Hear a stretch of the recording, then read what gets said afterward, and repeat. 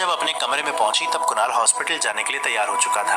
रिद्धिमा के चेहरे पर अजीब से एक्सप्रेशन देखकर कुणाल ने हंसते हुए उससे पूछा, क्या हुआ? लक्ष्मी से बात करने के बाद तुम्हारे चेहरे का रंग क्यों बदल गया है? सब ठीक है ना? रिद्धिमा अपने ख्यालों में इतनी खोई हुई थी कि उसने कुणाल की बात ही नहीं सुनी।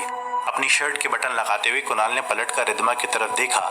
एक बार उससे फिर से पूछा, क्या हुआ? कहाँ खोई हुई हो? लक्ष्मी से क्या बात हुई तुम्हारी? रिद्धिमा इस बार कुणाल के सवाल से चौंक गई। हाँ कुणाल, बात हुई ना, पर लड़की मुझे कुछ अजीब सी लगती है।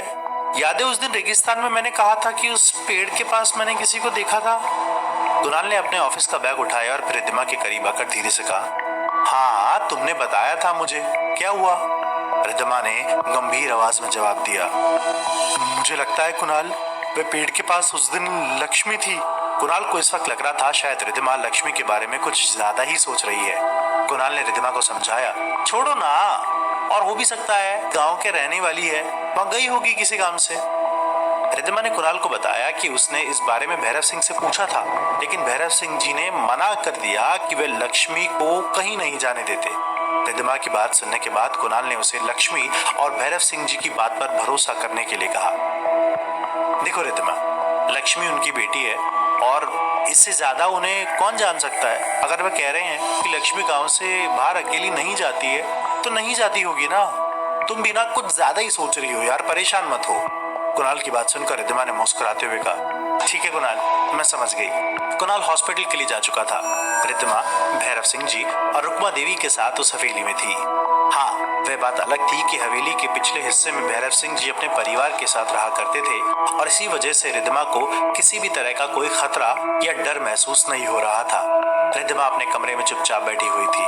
छोटे से गांव में इस बड़ी सी हवेली के अंदर रिद्धिमा के पास करने के लिए कोई काम नहीं था। रिद्धिमा अपने कमरे की खिड़की से आंख फाड़ फाड़ कर बाहर की तरफ देख रही थी। ठीक उसी वक्त उसे अपने कमरे के दरवाजे पर किसी लड़की के हंसने की आवाज सुनाई दी। रिद्धिमा ने अंदर से आवाज देते हुए पूछा, कौन है वहां पर? लक्ष्मी, तुम हो क्या? अंदर आ जाओ। कुछ ही देर बाद वही भारी भारी घुंघरू वाली पायल पहनने वाली लक्ष्मी रिद्धिमा की नजरों के सामने खड़ी थी। उसने अभी भी अपना घूंघट अपने मुंह पर डाला हुआ था। रिद्धिमा ने हंसते हुए कहा, यहाँ इस वक्त मेरे अलावा कोई नहीं है, तुम चाहो तो अपना घूंघट हटा सकती हो, तुम्हें मुझसे पर्दा करने की कोई जरूरत नहीं है। रिद्धिमा की बात सुनते ही लक्ष्मी ने अपना घूंघट ऊपर कर दिया। इस बार रिद्धिमा ने लक्ष्मी को ध्यान से देखा।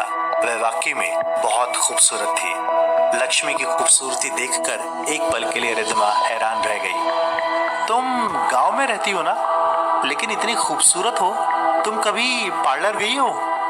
रिद्धिमा की बात सुनते ही लक्ष्मी के होठों पर मुस्कान खिल उठी। नहीं मैडम जी, वह तो मैंने कभी देखा ही नहीं। ये गांव बहुत छोटा सा है ना, पार्लर या फैशन वाली लड़कियां यहाँ नहीं है। लक्ष्मी का जवाब सुनकर रिद्धिमा खुद को हंसने से रोक नहीं पाई थी। उसने लक्ष्मी से पूछा, तुम्हारा मन नहीं करता? रिद्धिमा की बात सुनकर लक्ष्मी ने अपनी बड़ी बड़ी पलकें नीचे झुका ली और फिर धीरे से मुस्कुराकर जवाब दिया, माँ कहती है मैं सुंदर हूँ, मुझे पार्लर जाने की जरूरत नहीं है। आपको भी ऐसा लगता है क्या? लेकिन रिद्धिमा ने लक्ष्मी की बात को सुना ही नहीं। वह तो बस लगातार उसके कपड़ों की तरफ देख रही थी। लक्ष्मी का वह घेरदार लहंगा और उस पर पहनी हुई रंगीन ओढ़नी दोनों ही रिद्धिमा को बहुत ज्यादा अपनी तरफ आकर्षित कर रहे थे। रिद्धिमा का मन कर रहा था कि वह भी ऐसे कपड़े पहनकर देखे, लेकिन उसने लक्ष्मी से ये बात नहीं कही। रिद्धिमा को इस तरह अपने कपड़ों की तरफ घूरते हुए देखकर लक्ष्मी ने हंसते हुए पूछा, आप मेरे कपड़े पहनना चाहती है ना?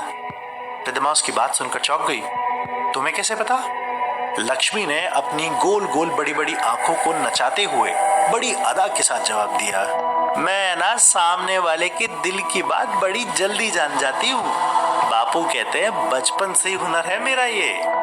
लक्ष्मी की बात सुनकर रिद्धिमा जोर जोर से हंस पड़ी। उसे लक्ष्मी की भोली भाली बातें और उसका खूबसूरत सा मासूम चेहरा बहुत अच्छा लग रहा था। रिद्धिमा को ऐसा लगा जैसे वह इस हवेली में बोर नहीं होने वाली है।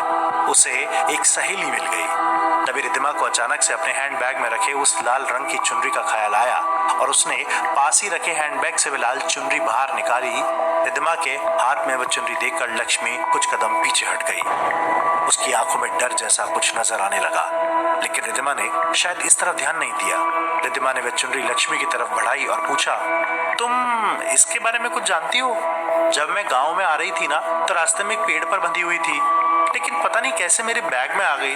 देखो, तुम इस गांव की रहने वाली हो? बिना नजर उठाए रिद्धिमा लगातार अपनी बात कह रही थी, लेकिन जब लक्ष्मी की तरफ से कोई जवाब नहीं मिला तो रिद्धिमा ने अपनी नजरें उठाकर सामने देखा। लक्ष्मी तो लक्ष्मी वहां पर नहीं थी। ये देखकर रिद्धिमा हैरान हो गई। अभी बस 1 सेकंड पहले तो यहीं पर थी, और वह बाहर कब गई? अगर लक्ष्मी यहाँ से चलकर बाहर गई तो उसके पायल की आवाज मुझे सुनाई क्यों नहीं दी? ये लक्ष्मी बड़ी अजीब पहेली है। रिद्धिमा ने कमरे के दरवाजे से बाहर की तरफ देखने की कोशिश की, लेकिन लक्ष्मी उसे दूर दूर तक नजर नहीं आई। रिद्धिमा के लिए उससे लाल रंग की चुनरी के बारे में जानना भी बहुत जरूरी था, क्योंकि रिद्धिमा ने कुणाल से तो कह दिया था कि उसे लाल चुनरी के उसके बैग में होने की वजह वो नहीं जानती थी। लेकिन रिद्धिमा पिछले कुछ समय से इस बात को लेकर खुद भी बहुत परेशान थी, और इसीलिए उस चुनरी को अपने हाथ में पकड़कर रिद्धिमा रुक्मा देवी जी के पास जाने के लिए तैयार हुई। जैसे ही रिद्धिमा हवेली के पिछले हिस्से में पहुंची, उसने देखा कि रुक्मा देवी एक बड़े से आंगन में मिट्टी के चूल्हे पर खाना बना रही थी। रिद्धिमा को यह सब देखकर बहुत अच्छा लग रहा था। रिद्धिमा ने मुस्कुराते हुए पूछा, अम्मा कैसी हैं आप? रिद्धिमा को देखकर रुक्मा देवी के बूढ़े चेहरे पर प्यारी सी मुस्कान आ गई। उन्होंने अपने हाथ के इशारे से रिद्धिमा को अपने पास बुलाया। इधर आ छोरी, क्या हुआ? कोई काम था? अरे लक्ष्मी को कह देती हूँ, तू परेशान क्यों हो रही है? रिद्धिमा रुक्मा देवी के पास जाकर बैठ गई। उसने रुक्मा देवी से पूछा, लक्ष्मी अभी कुछ देर पहले आई थी मेरे कमरे में, वहीं थी, लेकिन फिर पता नहीं अचानक कब गायब हो गई। रिद्धिमा की बात सुनकर रुक्मा देवी हंसने लगी। अपने चूल्हे में आग जलाते हुए उन्होंने रिद्धिमा के चेहरे की तरफ नजर उठाकर देखा और फिर जवाब दिया, उसके पांव नहीं टिकते एक जगह पर।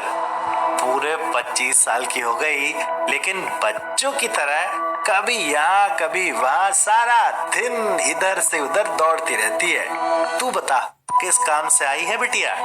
रिद्धिमा ने अपने हाथ में पकड़ी हुई छोटी सी लाल चुनरी रुक्मा देवी को दिखाते हुए पूछा, इसके बारे में पता करने आई हूँ।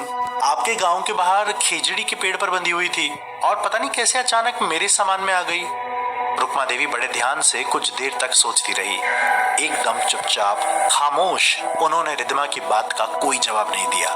वह बिना पल के झपकाए उस लाल चुनरी की तरफ देखे जा रही थी। फिर कुछ देर बाद गंभीर आवाज में उन्होंने कहा, इसको अपने पास ना रखना, जहां से लाई है वहीं छोड़कर आजा। राम जाने किसने वहां पर बांधी होगी, क्या मांगने के लिए बांधी होगी, ठीक ना हुआ। रुक्मा देवी की यह बात सुनकर रिद्धिमा थोड़ी सी घबरा गई। लेकिन मैंने जानबूझकर कुछ नहीं किया, रिद्धिमा ने अपनी सफाई देते हुए कहा। रुक्मा देवी ने अपनी जगह से उठकर रिद्धिमा के कंधे पर हाथ रखा और उसे फिर तसल्ली देते हुए कहा, मैं जानती हूँ तूने जानबूझकर ना किया।